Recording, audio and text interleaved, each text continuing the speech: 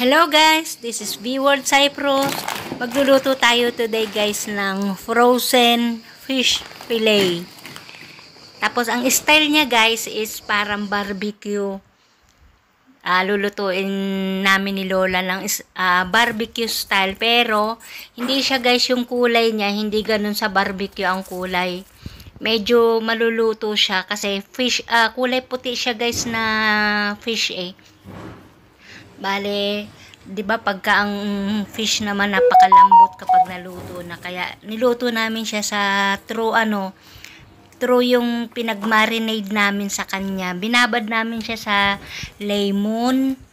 Yung guys, ganyan ang gamit kong lemon kasi lemon juice siya na guys na nilagay sa freezer kasi kapag tag lemon dito, sa puno kami kumukuha palagi, pero pag nanlalagas na siya sa lupa or minsan pinipitas ko na tapos ginagawa ko siyang juice, tapos ilalagay ko siya sa freezer gamit yung special na plastic na kulay blue. Yan, ganyan ang ginawa ni Lola guys, hiniwa-hiwa niya yan, ganyan, binabad namin sa olive oil, asin, yun, tapos at saka lemon, tapos ginanya namin barbecue style. Yan, ganyan lang.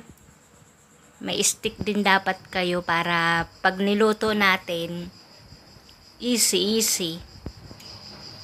Na gumawa siya ng apat na dalawa sa akin, dalawa sa kanya, pero si Lola madaya minsan. Pero okay lang kasi palamang tayo sa matanda. Yan, ganyan ang style niyan. Kukulo yung pinagmarinade namin guys. Ayun, sinama namin. Tapos siya yung magluluto dun sa mismong fish. Kaya luto na yung fish. Ayan yung partner niya.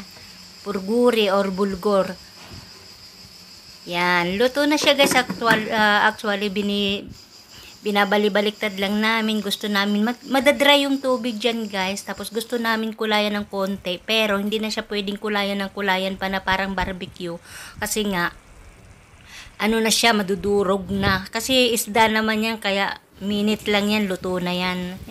Luto na yan dyan eh, kasi na-dry na siya. Yung marinade niyang juice na niluto na siya. Kaso gusto natin na may kulay, diba? May kulay-kulay, then sarap ang buhay, yan ganyan guys. Thank you!